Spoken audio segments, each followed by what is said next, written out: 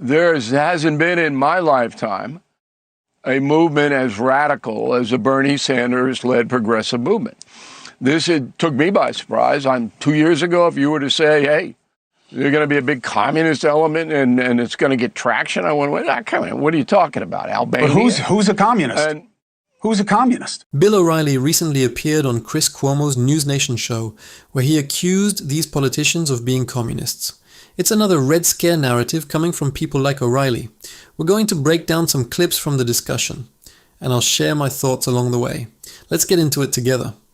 All right, let's bring in Bill O'Reilly.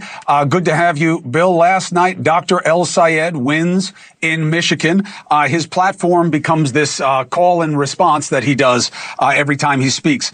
Get money out of politics, put money in people's pockets, pass Medicare for all. And he says, I am a capitalist and I care about Michigan. And he beat the Democratic incumbent that they were pushing on him from the House to run for Senate. He was outspent 8-1. He still won. You say he's a gift to Mike Rogers. How? Well, because the Republicans will coalesce around Rogers. There's not going to be a lot of dissent in that party. There will be dissent in the Democratic precincts. Look, politicians say what they want to say. You know that. If you look back at El Sayed's previous statements about the border, about the police, it's clear the man is a radical progressive. Now, whether he's a communist or a socialist, doesn't matter much to me. He's a danger, in my opinion, to public safety. I don't care what he says. You can say anything you want if you're a politician. But what he has put out there is certainly as radical as it gets. Open borders, my God. Did he not see the Spanish thing?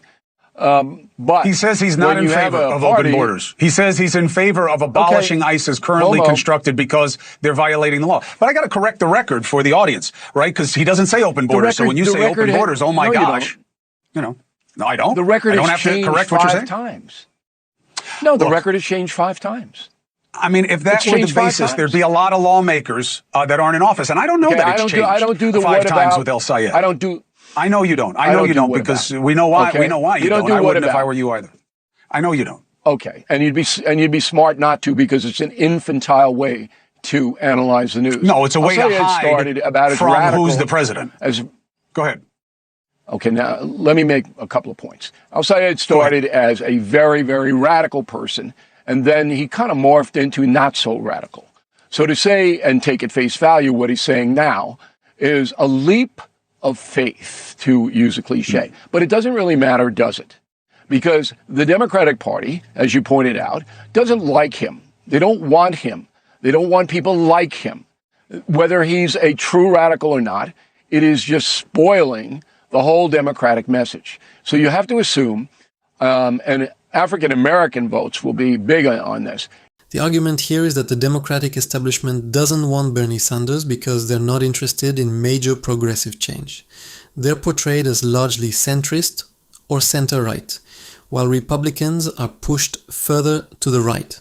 The claim is that Democratic leaders work behind the scenes to prevent Bernie from winning because they fear progressive politics. According to this argument, the establishment would rather lose an election to Republicans than give progressives real power. The Democratic Party is going to fight among itself, while the Republican Party is not. They're going to coalesce around him. They're going to demonize him. They're going to say this is Bernie Sanders light. That's what they'll do. And that will drive people to the poll. Now, who wins? A lot of outside money will come in, a lot. And it's up to people to evaluate the histories of Rogers and Al Sayed. That's what you have to evaluate what they have said in the past, okay, and then make a determination because politicians will tell you anything you want to hear, Cuomo, and you know that. Look, I mean, if it were a veracity contest, our elections would come out very differently than they have in the near past. What I'm saying is, I don't think that analysis makes sense in the general. It makes sense in the primary.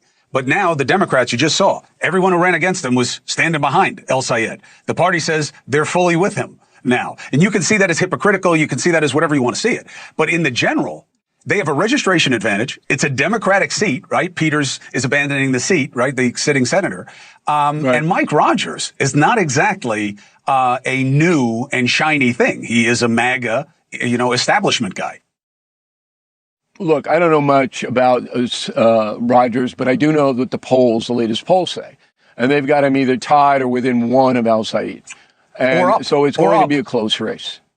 Or up. But remember, El look, Sayed has been getting his ass kicked by his own party. Now that's going to change. Now they're not going to say the same things. That will continue. That will continue. Why? Because the smart Democrats don't want to be tied to Bernie Sanders's.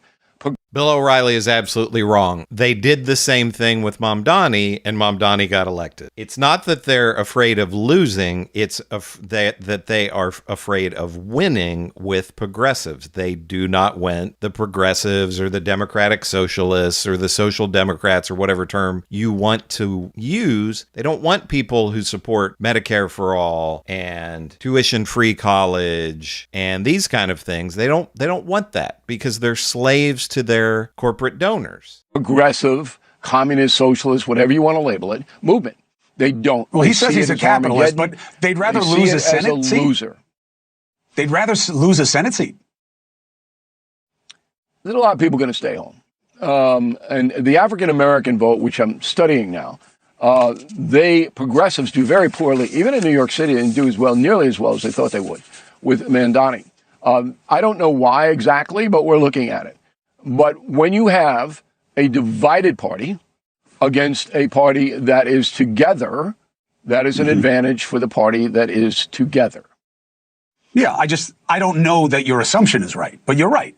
Being divided is harder than being united. I agree with you in a bipartisan system. What I'm saying is, it's one thing in the primary. Look, we see this all the time, which is in the primary we hate each other, but then when it's against the other guys, especially in this toxic twosome that our party politics is, we got to come together because the last thing we want is, as Democrats would say, is another Trumper, especially in a blue seat. Well, so I don't understand that motivation.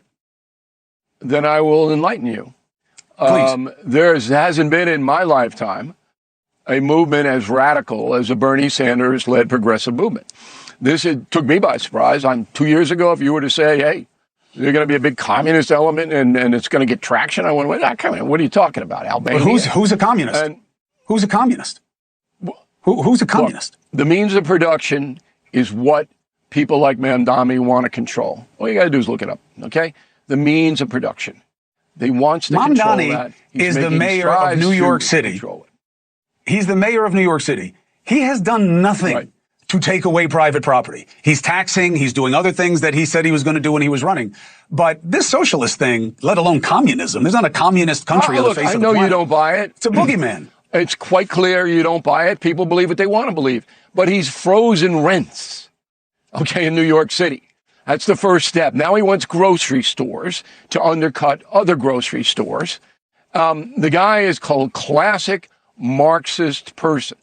Yesterday, it was amazing because Bernie he's the mayor of New York City. He's not the entire party, right? I mean, it's like you can have a guy who is out there, but and the people where he ran wanted him.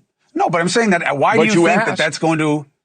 I know, but why do you think that that will affect all Democratic races, one mayor? Because it's basically a radical movement. When a Bernie Sanders, who's the most dangerous man in the country, he goes out and says,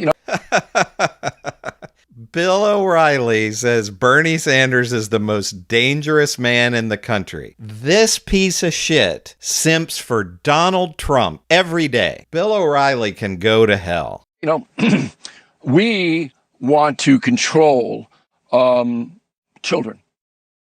Okay? We want to control children. And you're going, okay.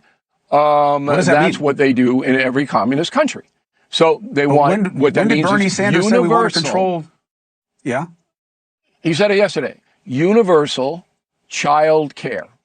Okay? Yeah. What universal child care is you take the tyke at age 4 or 5. He goes through a system of left-wing academia.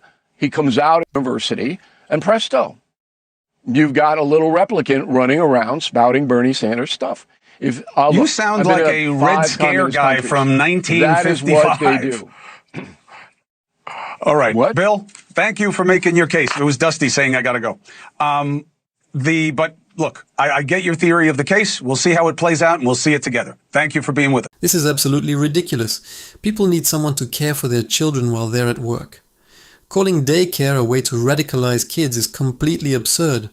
Apparently, according to Bill O'Reilly, you send your child to daycare, and somehow they come home as a little Marxist. What are we even talking about? Even Chris Cuomo pointed out that O'Reilly sounded like a Red Scare figure from the 1950s. And honestly, that was exactly my reaction. O'Reilly's rhetoric sounds like something straight out of the McCarthy era, labeling people as communists simply because they hold progressive political views. You would think the lesson from that dark period in American history would be that we shouldn't repeat it. Yet here we are with O'Reilly once again throwing around the word communist to attack people like Bernie Sanders, and then he goes even further, claiming Bernie Sanders is the most dangerous person in America and suggesting that daycare is somehow turning children into Marxists. That is an extraordinary claim. What makes it even more ironic is that O'Reilly is attacking progressives as some kind of radical threat while defending Donald Trump and the MAGA movement. If we're talking about political movements that have dramatically reshaped American politics, the comparison deserves serious scrutiny. I'm glad Chris Cuomo pushed back, even if I wish he had challenged O'Reilly much more directly. Because this kind of Red Scare rhetoric deserves to be questioned, not simply given a platform. What do you think? Is Bernie Sanders really the most dangerous person in America? Or is that claim completely disconnected from reality? Let me know in the comments. And if you enjoyed the video, please like, subscribe, and share for more political commentary.